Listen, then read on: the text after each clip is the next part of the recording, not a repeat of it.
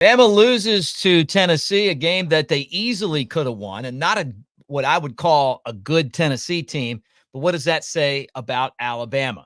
Missed opportunities, a ton of turnovers, but they weren't able to convert those into points. And now they have Missouri coming into town. And for Alabama, they've got to focus on winning one game at a time, get to the off week, and then get ready for a battle in Baton Rouge. It's time for Elephant in the Room. That's Jake Coker. I'm Mick Gillispie.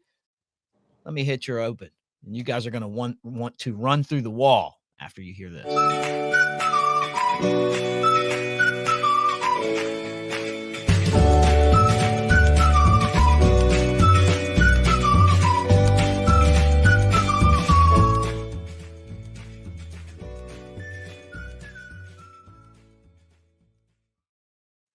Hi, that's Jake Coker. I'm Mick Gillispie. Jake, what in the name of Jim Dunaway is going on right now with this Alabama football program? Oh man, it's looking like Jim Dunaway on the golf course. That's for sure. We need him on the show, man. Let's get him on the show if he has time next time. I mean, we haven't seen anything like this in about 17 years. Look, it's Coach DeBoer's first year. I think he set the bar high with the Georgia win.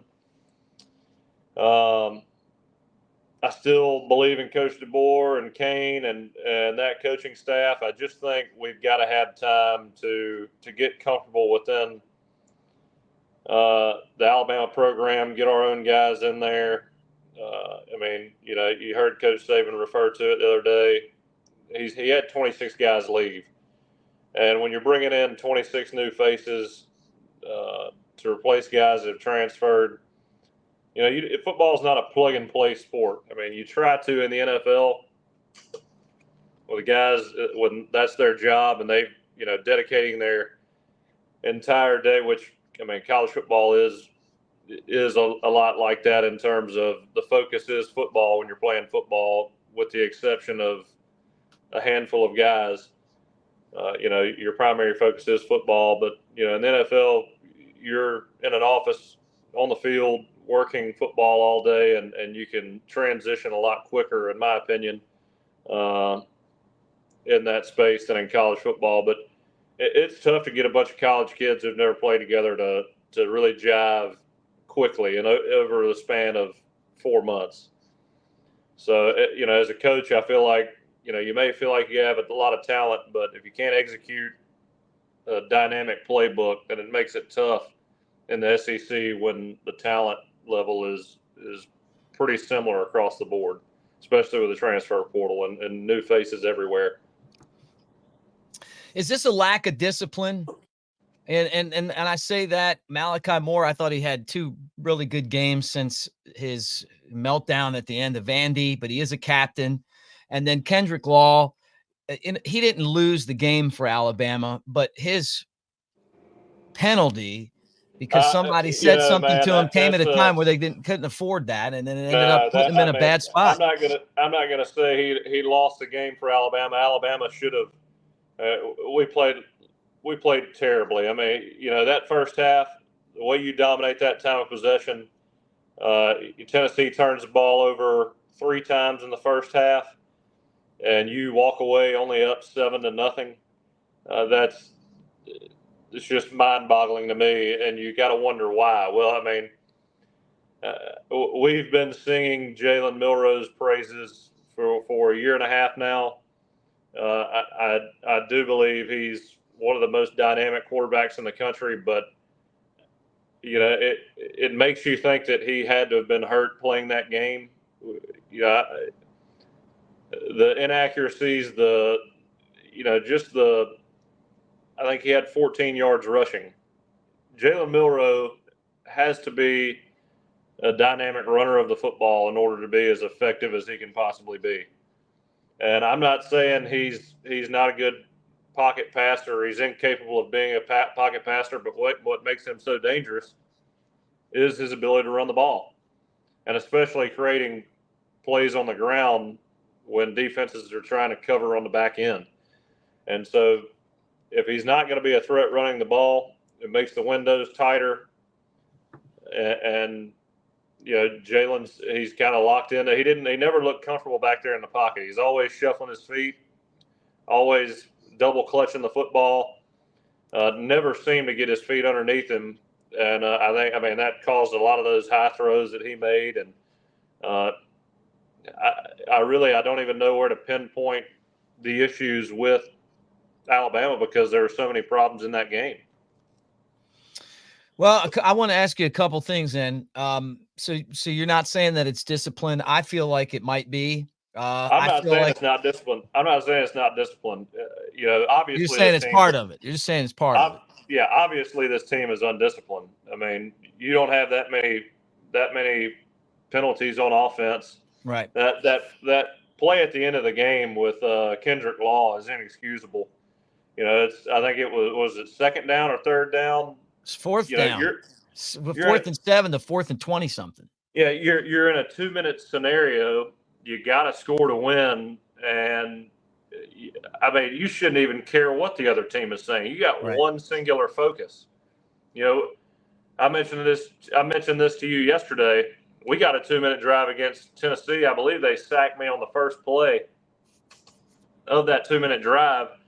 And I'm hearing I can hear the volume of Tennessee players, trying to get in your ear, and not just me, but everybody else out there. And I couldn't even tell you what they said. I mean, it didn't matter. You're out there trying to win the football game on a 2-minute drive. That's all you're worried about. I don't care what you say to me. It doesn't matter. I mean, it's just the lack of focus on the task at hand, which, I mean, it's a 2-minute drive against Tennessee, possibly the moment in time, the moment during this season that may carry the most weight, and you're worried about what he says to you. I mean, what are you thinking about? What are you worried about? What could he possibly say to take your mind off this 2-minute drive and winning the game?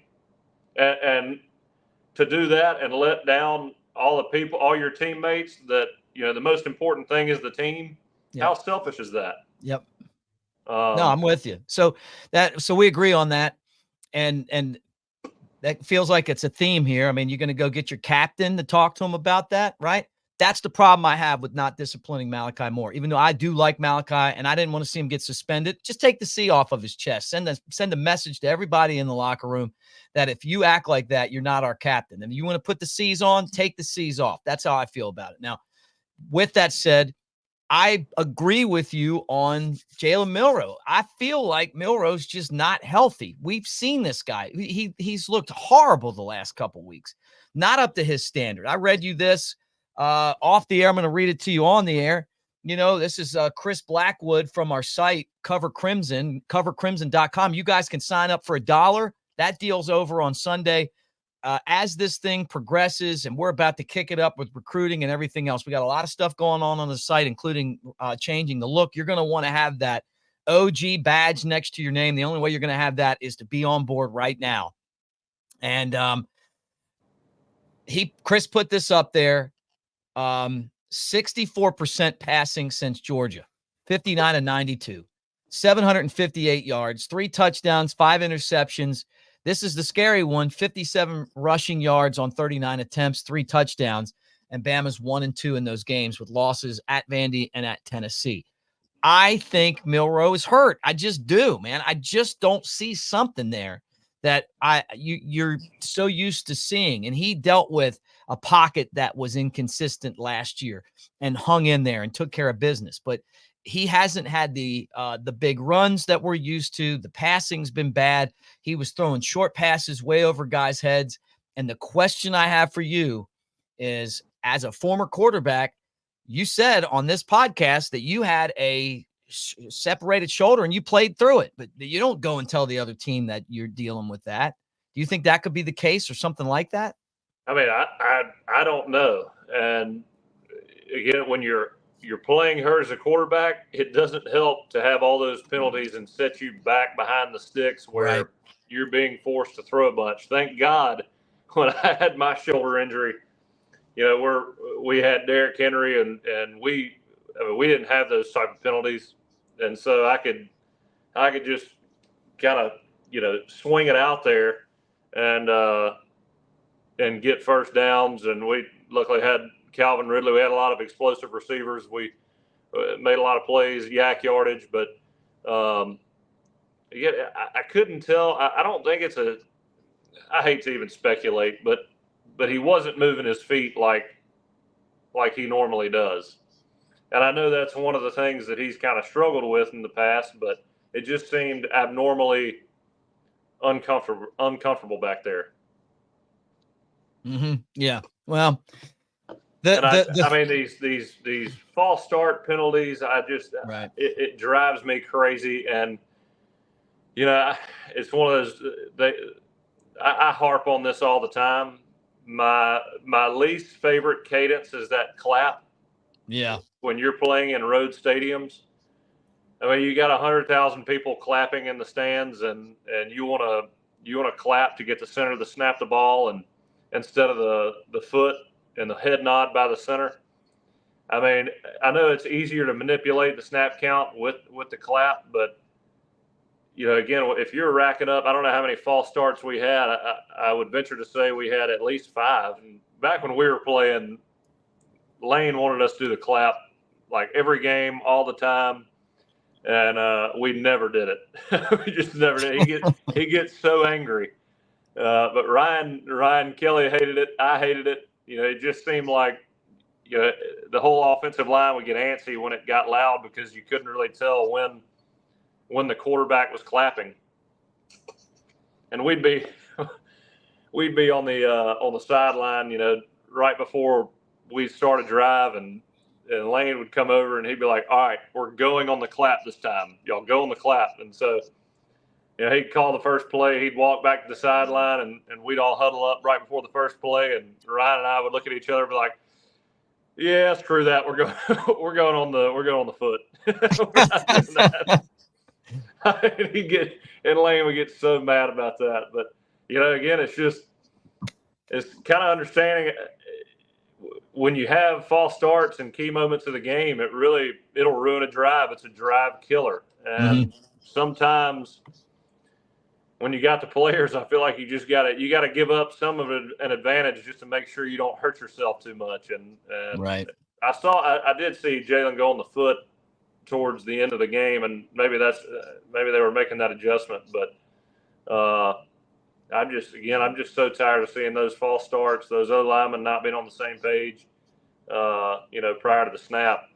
It's just it's getting to where it's beating us. Yeah. Yeah. No, I'm with you. I think that's part of it as well. And then now, you lose this game to Tennessee. I don't think Tennessee's a good team. I think they're okay. I didn't see a good team playing. I thought, though, in the fourth quarter, they played like they wanted it. And we played like a team in disarray. Yeah, they came out in the third quarter, and Tennessee, Nico Amialaiava, he got comfortable in the second half, and they were running the ball. Nico. I just go with Nico. Yeah. But the second half, do you speak? Is that your Samoan? Are you kind of fluent in that, or? I got one speed, pal.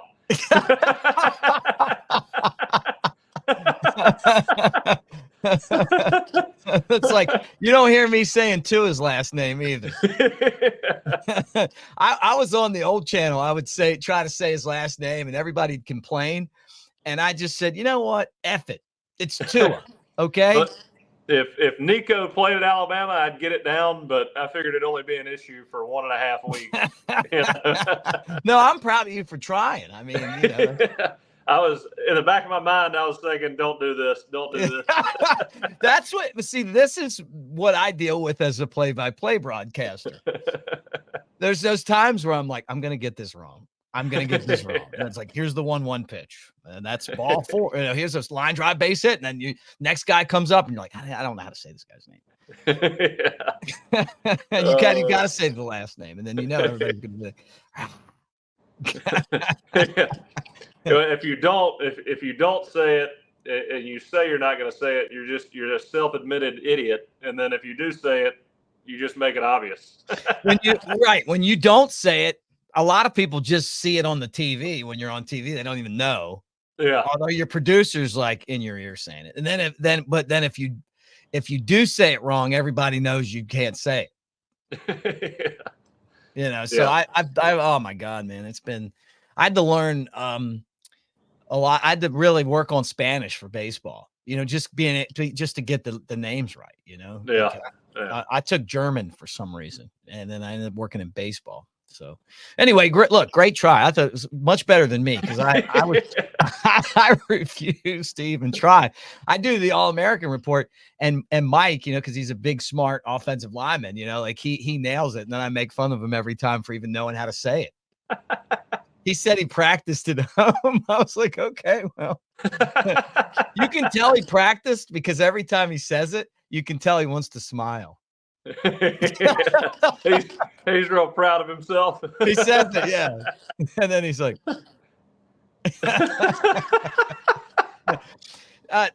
it looked like Nico got hurt, and he had that one really good run. They had like two big plays, like a running play, and then him running a scramble, and it was a very winnable game for Alabama. I don't even care that they didn't win, but what's scary to me is that their effort to win the game at the end wasn't it just looks not like what we're used to seeing here. They didn't go down with a fight. They went down with a whimper. And that is why I'm worried about this team. I'd like to know what the 2-minute scoring percentage is for Alabama over the last 15 years. Because and maybe I'm just a front runner and have forgotten the games that we've lost in 2-minute scenarios. But when you think about the 2-minute drives, or when Alabama's in that position over the last couple of years, or last 10, 15 years, you always felt like we were going to pull it through. Now, I guess now I'm thinking about it, we did when I was there. We lost to Ole Miss, didn't score on a 2-minute drive both years, back-to-back years.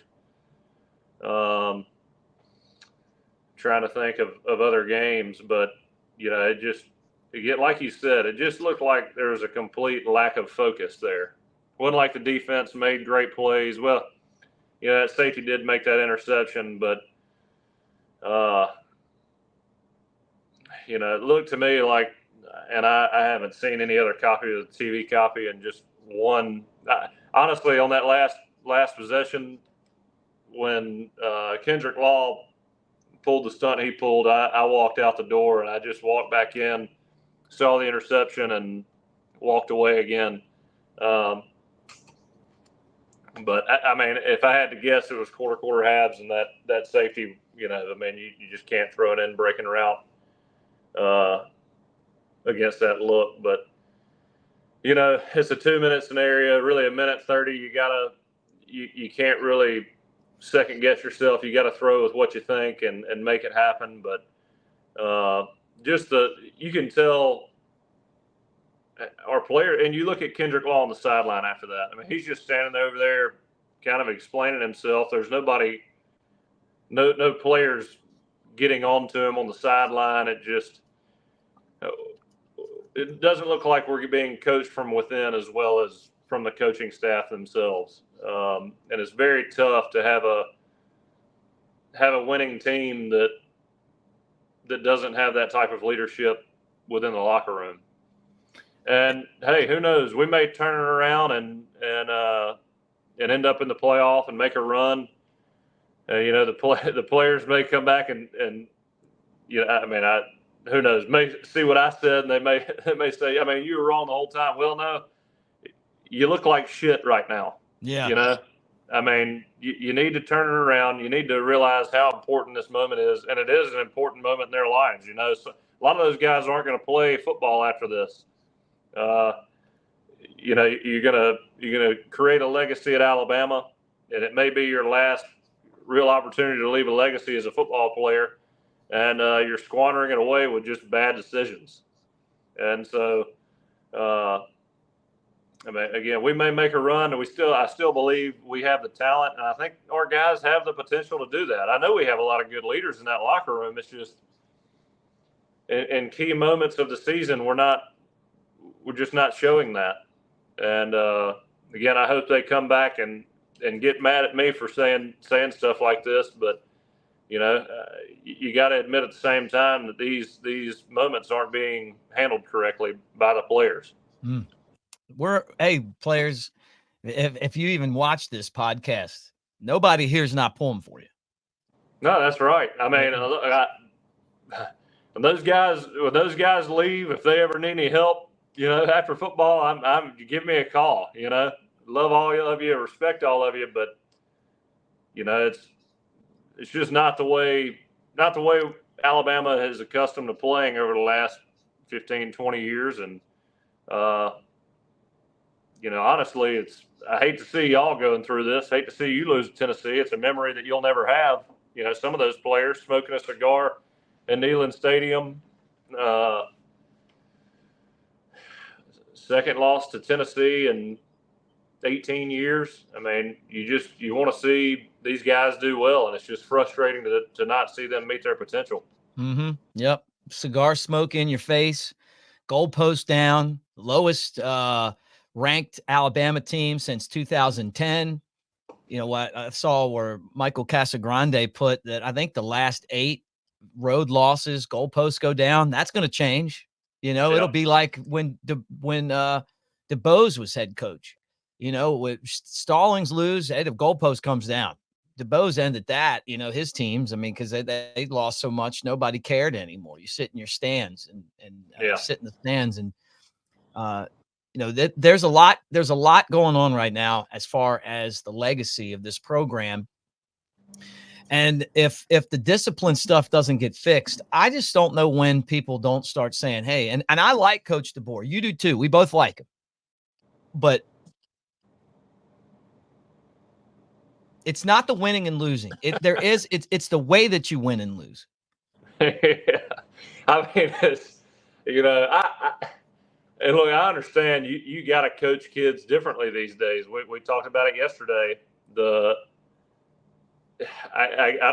You can't coach kids with an iron fist anymore. I mean, they can up and leave. If they get upset, they don't have to sit there and see it through and figure out how to make things work. I hate to break it to them, but when they're done with college, they will never have leverage like this in any other scenario in their life. Right. I mean, things don't work out after this. After college football, you're not playing the NFL. I mean, you're not going to have this much leverage in the NFL, but you go start working outside of football, or as soon as you graduate, you will never have this type of leverage ever again, and you're going to have to learn to work with people. Get over issues you're having with whoever your boss is or whoever you work with. It's not really conducive to teaching life lessons for kids coming out of college, especially kids that have a great opportunity in front of them, even without all the leverage that they've been given. Mm-hmm. So, if the players respect Coach DeBoer and they like what's going on there and they're bought into the program, then they need to act like that. And I'm not even talking about penalties, for say. I'm talking about behaviors, like it's not that you got into a fight with a guy. It's that you picked up you got into a fight with a guy at the end of the game when your team needed you to be focused on making a catch or a block or doing something to help the team win. Your performance carries a lot more weight than just whether you win or lose a game. Yeah. Again, the lifetime memory stuff, the legacy stuff, it's important. But you also got, medical staff there relying on you to win and keep them around. You got, the coaches, support staff, people across the board that their livelihoods, paying for their children, their needs, their families, supporting their families. A lot rides on you and your performance, and I don't know, to just continuously make bad decisions and hurt your team and